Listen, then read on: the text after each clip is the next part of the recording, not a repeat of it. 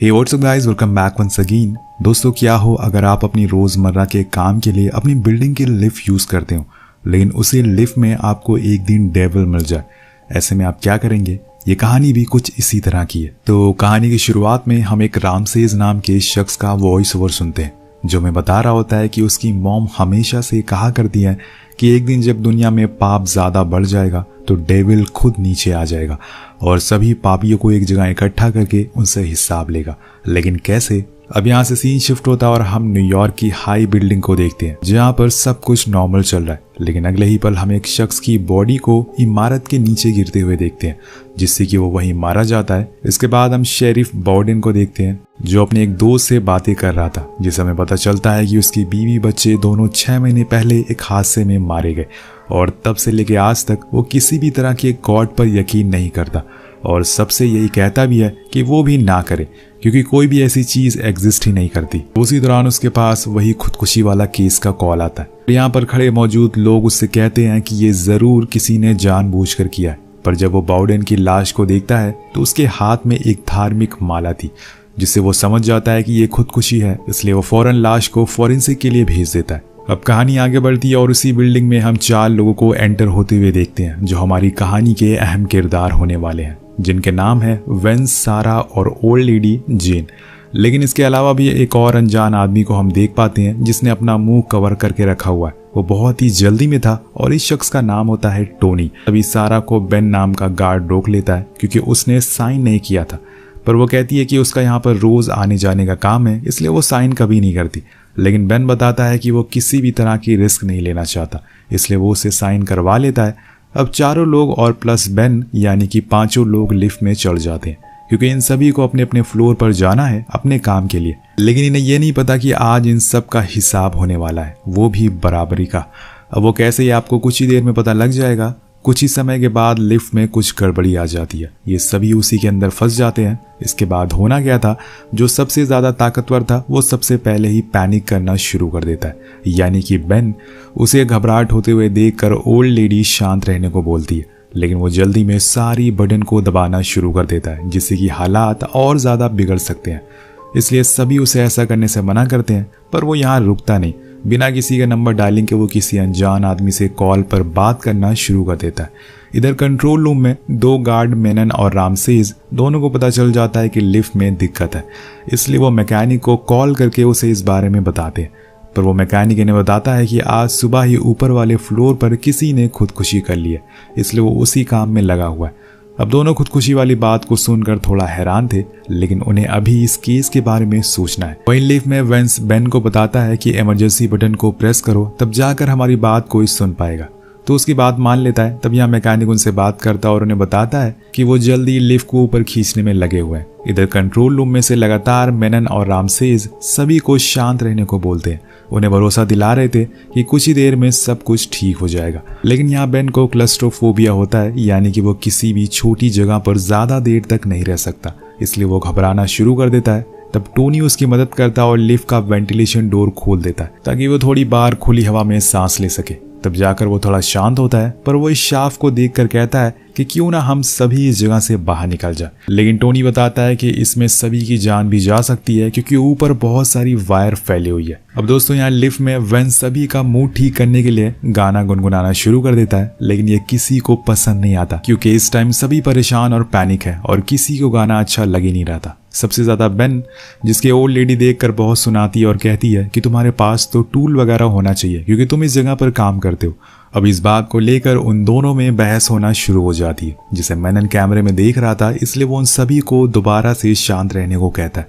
पर यहाँ एक चीज नोटिस करने वाली बात थी कि मेनन और रामसेस की आवाज इन तक पहुंच सकती थी, लेकिन इन लोगों की आवाज वहां तक पहुंच नहीं पा रही थी, और इस बात से ये सारे लोग भी अनजान होते हैं। वहीं बिल्डिंग के बाहर हम बाउडेन और उसके साथी को देखते हैं, जो खड़े होकर कुछ बात कर रहे होते हैं कि तभी उनके ऊपर एक ग्लास का टुकड़ा टूटकर गिरता है, जिससे वो बाल बाल बचते हैं। यहाँ उसका साथी कहता है कि थैंक गॉड, लेकिन जैसे कि आपको पता है कि बाउडेन को गॉड पर यकीन नहीं है, इसलिए वो कहता है कि थैंक्स मी। उधर दूसरी तरफ लिफ्ट के डार्क एरिया में एक बैकग्राउंड वॉइस सुनते हैं हम, जो असल में रामसेस की थी, जिसे हमने कहानी की शुरुआत में सुना था। वो बताता है कि डेविल सबसे पहले उन्हीं को खत्म करता है जो सबसे ज्यादा मासूम होते हैं। तभी हम मैकेनिक को देखते हैं जो लिफ्ट के वायर को चेक करने के लिए जाता है, जहां वो देखता है कि वायर के बीच में एक कैट फंसी हुई है। अब वो फौरन उसे वहां से निकालता है, लेकिन इतने में ऊपर से दूसरी लिफ्ट नीचे आने लगती है और यहाँ वो बाल बाल बचता है। अब यहाँ पे कहानी धीरे धीरे और डार्क होने लगती है। तभी मैकेनिक लिफ्ट में फंसी सभी लोगों से कांटेक्ट करता है और उन्हें बताता है कि मुझे एक बार लाइट को बंद करके ऑन करनी पड़ेगी। अब ये सुन के सभी लोग और पैनिक होने लगते हैं, लेकिन ये तो करना ही पड़ेगा वरना लिफ्ट चल नहीं पाएगी। अंधेरा होते ही बेन सभी के ऊपर गिरने लगता है और आसान भाषा में कहें तो वो किसी का सहारे की तलाश में था। अब इतने में वेंस को सारा के बीच में लड़ाई होना शुरू हो जाती है, क्योंकि उसे लग रहा था कि जैसे किसी ने उसे पीछे से धक्का दिया है और उसके पीछे वेंस ही खड़ा होता है। लेकिन वो इस बात से इनकार करता है कि उसने ऐसा कुछ नहीं किया। अब बात बढ़ने लगती है तो मेनन फिर से सभी को शांत रहने को बोलता है, लेकिन यहाँ हम सुन पाते हैं कि वो दोनों उसी खुदकुशी के बारे में बातें कर रहे थे, क्योंकि जिस इंसान ने अपनी आज सुबह सुबह जान दी थी वो बहुत ही नेक दिल और अच्छा इंसान था। अब वो ऐसा कैसे कर सकता है, यही सोच में वो दोनों डूबे रहते हैं कि इतने में एक बार फिर से लाइट चली जाती है और ये मैकेनिक ने किया था। लाइट जाते ही सभी लोग पैनिक होने लगते हैं और जब कुछ देर बाद लाइट वापस आती है तो यहाँ सारा देखती है कि उसके बैग पर किसी ने चाकू मार दिया है, जिससे कि काफ़ी बड़ा जख्म बन गया है।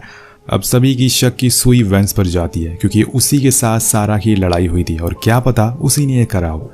वही कंट्रोल रूम में मेनन कैमरे में रिकॉर्डिंग में एक अजीब सी शैतानी किस्म की इमेज देखता है। वो ये आराम से उसको भी दिखाता है, जो पूरी तरह से डर जाता है, क्योंकि उसे ऐसी बातों पर काफ़ी ज़्यादा यकीन था। अब उन दोनों को कुछ ज़्यादा समझ नहीं आता कि ये सब क्या हो रहा है, इसलिए वो जल्दी से पुलिस को बुलाते हैं और यहाँ भी इन्वेस्टिगेशन के लिए बॉर्डन को बुलाया जाता है। शायद ये इत्तेफाक हो, लेकिन वो इस बिल्डिंग की सारी कामों में बहुत ही ज़्यादा रुचि दिखा रहा था। वो सबसे पहले एलिवेटर कंपनी से कांटेक्ट करने को बोलता है ताकि वो तुरंत आकर ये ठीक करे। इसके बाद वो सभी से अपने आईडी कार्ड्स दिखाने को बोलता है। तो ओल्ड लेडी सबसे पहले दिखाती है, लेकिन क्वालिटी ब्लर होने की वजह से वो सही से उसकी फ़ोटो देख नहीं पाता। वहीं लिफ्ट में बेन और टोनी दोनों उसके डोर को ओपन करने की कोशिश कर रहे थे, लेकिन कुछ भी फायदा नहीं होता, जिससे वो फिर से थक हार कर वहीं बैठ जाते हैं। यहाँ बॉर्डन अपने साथी से कहता है कि जितने भी लोग उस लिफ्ट में हैं, इन सभी के नाम और उनका बैकग्राउंड निकालो, हमें इन सब के बारे में जानकारी इकट्ठा करनी है। लेकिन इतनी देर में रामसेस कहता है कि मुझे लग रहा है कि इन लोगों के बीच ज़रूर कोई ना कोई शैतान है, वही ये सब कर रहा है। लेकिन उसकी ये बातें वहाँ खड़े सभी लोगों को फजूल लगती है, इसलिए वो बाहर आ जाते हैं। इधर लिफ्ट में एक बार फिर से लाइट फ्लिकर होती है और कुछ ही देर बाद चली जाती है और तभी लिफ्ट में लगे मिरर टूट जाते हैं और किसी के गिरने की आवाज़ आती है। जब लाइट वापस आती है तो यहाँ हम एक हैरान करने वाली चीज़ देखते हैं, वेंस की मौत हो चुकी थी। अब ये देखकर सभी लोग शॉक में चले जाते हैं कि आखिर ये कैसे हो गया। अभी तक सभी को वेंस पर शक था, लेकिन सबसे पहले वही मारा गया। इधर रामसेस भागते हुए बाहर आता है, जहाँ पर बॉर्डन अपने साथी से बात कर रहा था। इतने में रामसेस भागते हुए उसके पास आता और वेंस के बारे में उसे बताता है। अब सभी लोग अंदर जाते हैं। वहाँ रामसेस एक बार फिर कहता है कि ये ज़रूर शैतान का काम है, क्योंकि जब उसे किसी के पापों का बदला लेना होता है तो वो सभी पापियों को एक साथ मीटिंग करवाता है और इन सब लोगों ने ज़रूर कुछ ना कुछ पाप किए होंगे, इसलिए आज सभी एक जगह पर इकट्ठा हैं और सारी मुसीबतें आज ही आ रही है। लेकिन बॉर्डन को इन सब बातों पर यकीन नहीं है, इसलिए वो सभी से शांत रहने को बोलता है। लेकिन इस चीज़ को विटनेस करने के बाद सभी लोग अब घबरा गए थे। उन्हें लग रहा था कि अब उन्हें यहाँ से बाहर निकलने के बाद हर दिन कोर्ट के चक्कर लगाना पड़ेगा, और सबसे ज़्यादा तो सारा पैनिक कर रही थी। तो टोनी उसे शांत करवाता है। वो बताती है कि उसने आज से पहले कभी भी किसी तरह की ऐसी कोई चीज़ नहीं देखी, बट टोनी के लिए ऐसी चीज़ें नॉर्मल होती है, क्योंकि वो कुछ दिन पहले ही इराक में था, जहाँ उसने कई सारी मौतें देखी थी। वहीं दूसरी ओर बॉर्डन बिल्डिंग की उसी फ्लोर पर जाता है जहाँ से उस आदमी ने जंप करा था। वहाँ खड़ी उसकी एक फॉरेंसिक टीम की हेड बताती है उन्हें एक हैंड रिटन नोट मिला है, जिसमें बहुत ही अजीब सी चीज़ लिखी हुई है कि मैंने यहाँ पे शैतान की आवाज़ सुनी, इसलिए मैंने ऐसा किया। अब ये सुनकर वो थोड़ा अजीब सा महसूस करता, लेकिन कुछ कहता नहीं है और नीचे जाता है। यहाँ लिफ्ट पर टोनी बताता है कि वो इससे पहले मैकेनिक का काम करता था और उसने आर्मी के साथ भी काम किया है, इसलिए उसे उस वायर के बारे में जानकारी है। वो लिफ्ट के उस वेंटिलेशन वाले हिस्से में जाकर वायर को ठीक भी कर सकता है। अब वो ऊपर चढ़ने लगता है, तभी अचानक से सारा उसे नीचे खींच लेती है और सभी से कहती है कि इसी ने वेंस को मारा है, इसलिए अब यहाँ से भागने की कोशिश कर रहा है। उधर दूसरी तरफ फायर डिपार्टमेंट के लोग अब यहाँ पर आ चुके हैं। उस लिफ्ट को खोलने की कोशिश करते हैं, लेकिन कोई फायदा नहीं होता और बाहर तेज बारिश भी हो रही है। चारों ओर बादल पूरी तरह से काले हो चुके हैं और यहाँ रामसेस बॉर्डन को एक बार फिर से वही शैतानी फुटेज दिखाता है जो उसने देखी थी। लेकिन तभी बॉर्डन उसे एक पेपर नोट देता है जिसमें आई एम सॉरी लिखा हुआ था। तो बॉर्डन बताता है कि 4 साल पहले मेरे बेटे और वाइफ की हिट एंड रन केस में मौत हो गई थी, जिसमें उन्हें ठोका उस आदमी ने उसकी वाइफ की लाश के पास ये नोट छोड़ दिया।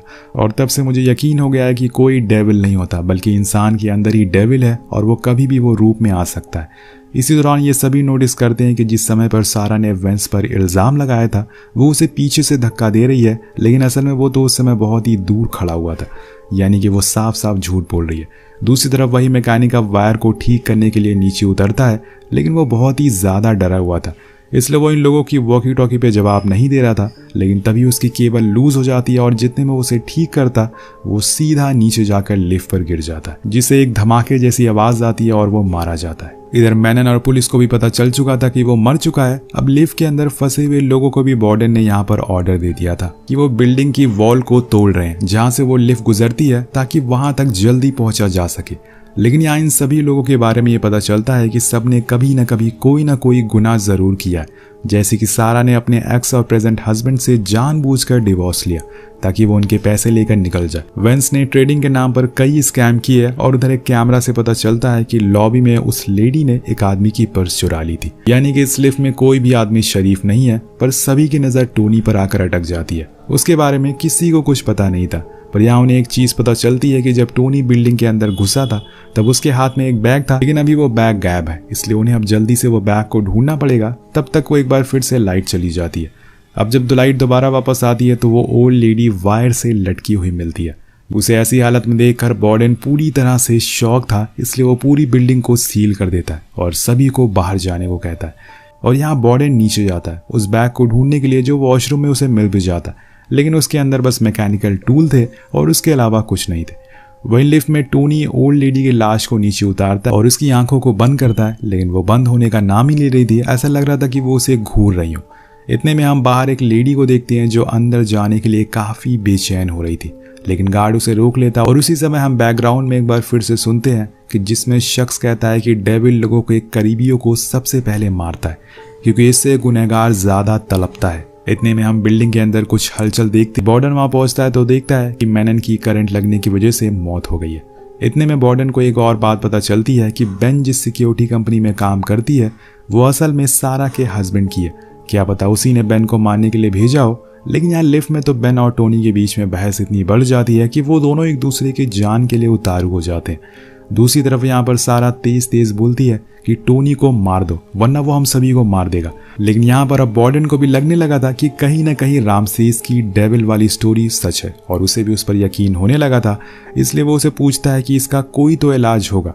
वो बताता है कि ये इतने आसानी से खत्म होने वाला नहीं है। अगर इन तीनों लोगों में से जिसने भी कोई भी गुनाह किया है अगर वो उसे कबूल कर ले, माफी मांग ले, तो शायद डेविल उन्हें छोड़ सकता है। तभी अचानक से एक बार फिर लाइट जाती और इस बार जब वो वापस आती है तो यहाँ पर बेन मर चुका था। मतलब कि आखिर कौन है जो अंधेरे में इन्हें मार रहा है। अब दोस्तों यहाँ पर बचे हैं 2 लोग और हो सकता है कि कातिल इन्हीं में से कोई हो। अब ये सारी घटनाओं के बाद सारा और टोनी बहुत ही ज्यादा घबरा जाते हैं और टोनी यहाँ पर उसे इन सब चीजों का जिम्मेदार मानने लगता है और ये लड़ाई इतनी बढ़ जाती है कि दोनों एक दूसरे के ऊपर शीशे का टुकड़ा लेकर खड़े हो जाते हैं। पर वार्डन उन्हें समझाता है कि तुमने जो भी कुछ किया है वो कबूल कर लो।